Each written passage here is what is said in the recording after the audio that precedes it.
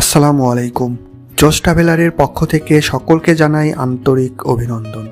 Mirinja valley, যা প্রায় ভূপৃষ্ঠ থেকে ১৬০০ ফিট উঁচুতে অবস্থিত, যেখান থেকে উপভোগ করা যায় মেঘ আর পাহাড়ের অপূর্ব মিতালি। তাই তো পাহাড় প্রেমীদের কাছে দারুণ জনপ্রিয় এই স্থানটি। সহজ যাতায়াত আর তুলনামূলক খরচ কম হওয়ায় ভ্রমণ পিপাসীদের কাছে তুমুল জনপ্রিয় এই স্থানটি। মিরিঞ্জা ভ্যালির প্রকৃত সৌন্দর্য উপভোগ করতে হলে আপনাকে এখানে হয় তাঁবু অথবা জুম ঘরে রাত্রিযাপন করতে হবে। যদি আপনি সঠিক রিসোর্ট সিলেক্ট করতে না পারেন, তবে মিরিঞ্জা ভ্যালির সৌন্দর্য উপভোগ থেকে আপনি বঞ্চিত হবেন, এই কথাটি হলফ করে বলতে পারি। মিরিঞ্জা ভ্যালির প্রকৃত সৌন্দর্য এবং এখানকার ভ্রমণের পরিপূর্ণ গাইডলাইন সহ একটি ভিডিও অলরেডি আমার চ্যানেলে দেওয়া আছে। সেই ভিডিওটির পাশাপাশি এখানকার রিসোর্ট নিয়ে একটি ভিডিও তৈরি করার প্রয়োজনীয়তা অনুভব করি। পাশাপাশি আপনাদের অনেক অনুরোধ এসে আমার হাতে জমা হয়। এই ভিডিওটি সেই জন্যই আপনাদের মাঝে নিয়ে এসেছি। এখানে আমি বেশ কিছু রিসোর্ট এবং সেখানকার সুবিধা এবং অসুবিধাগুলো তুলে ধরার চেষ্টা করব। আশা রাখছি এই ভিডিওটি পুরোপুরি দেখলে আপনার এখানকার রিসোর্ট সম্পর্কে একটি পরিপূর্ণ ধারণা হবে, যা আপনার ভ্রমণকে আরও বেগবান করবে। তো আর কথা না বাড়িয়ে চলুন শুরু করি মূল ভিডিওটি।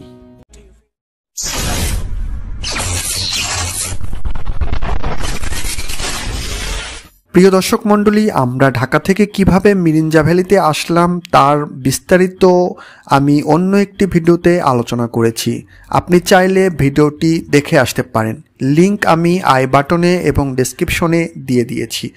আশা রাখছি সেই ভিডিওটি দেখলে মিরিঞ্জা ভ্যালি ভ্রমণের পরিপূর্ণ একটি গাইডলাইন আপনি পেয়ে যাবেন। সুতরাং এই ভিডিওতে এইসব বিষয়ে আর কোনো কথা বলছি না। মিরিঞ্জা ভ্যালি বান্দরবন জেলার লামা উপজেলার একগুচ্ছ পাহাড়ের সমষ্টিকে বলা হয়ে থাকে। এই পাহাড়ের আসল নাম মারানসা পাহাড়। আমরা যে রিসোর্টটি নিয়েছিলাম তা এই মারানসা পাহাড়ের একেবারেই চূড়াতে অবস্থিত। এই রিসোর্টটির নাম মারানসা ওয়াইল্ড রিসোর্ট। এই রিসোর্টের কন্ট্যাক্ট নাম্বার আমি ডেসক্রিপশনে দিয়ে দিয়েছি। এদের অনেকগুলো জুম ঘর এবং তাঁবু আছে। তাদের জুম ঘর কয়েকটি কাঠ দিয়ে তৈরি এবং কয়েকটি ছনের তৈরি। তবে এদের তাঁবুগুলো একেবারে পাহাড়ের চূড়াতে হওয়ায় সেখানে বসে খুবই সুন্দরভাবে এখানকার প্রাকৃতিক সৌন্দর্য উপভোগ করা যায়।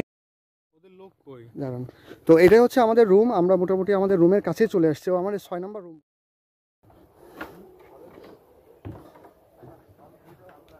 ওয়াও, ভালোই তো করছে, সুন্দর। Wow, I like it. Wow. এদের জুম ঘরগুলোর প্রাইস ২৫০০ টাকা। সেখানে আপনারা একসাথে ৬ থেকে ৮ জন থাকতে পারবেন। তবে এখানে অ্যাটাচড কোনো ওয়াশরুম নাই। আছে নিম্নমানের কমন টয়লেট, আর পানিরও তেমন কোনো ব্যবস্থা নাই বললেই চলে। বিদ্যুৎ বলতে এখানে শুধুমাত্র একটি বাল্ব ও একটি চার্জিং সকেট পাবেন। তবে এদের প্রত্যেকটি জুম ঘর পাহাড়ের ঢালে হওয়ায় সেখানে বসে পাহাড়ের আসল সৌন্দর্য উপভোগ করা যায়।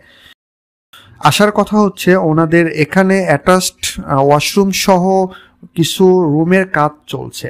তবে রুম বুকিং করলে পানি এবং নিম্নমানের টয়লেটের বিষয়টি অবশ্যই মাথায় রাখবেন।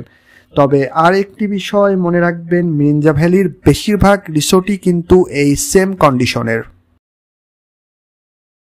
এবার বলবো আমার দেখা এখানকার সব থেকে সুন্দর এবং সাজানো গোছানো রিসোর্টের কথা, আর এটির নাম লামা hill station and base camp. বর্তমানে এই রিসোর্টটি বেশ জনপ্রিয়তা পেয়েছে। এই রিসোর্টে আছে কিছু পট হাউস, জুম ঘর, গ্রুপ কটেজ এবং সুন্দর কাচের কিছু ভিউ পয়েন্ট। এই রিসোর্ট সহ এখানে যতগুলো রিসোর্ট আছে প্রত্যেকটি জুম ঘরের ভাড়া একই ২৫০০ টাকা। ৬ থেকে ৮ জন থাকতে পারবেন। সাথে কোনো ওয়াশরুম নেই, আছে নিম্নমানের টয়লেট।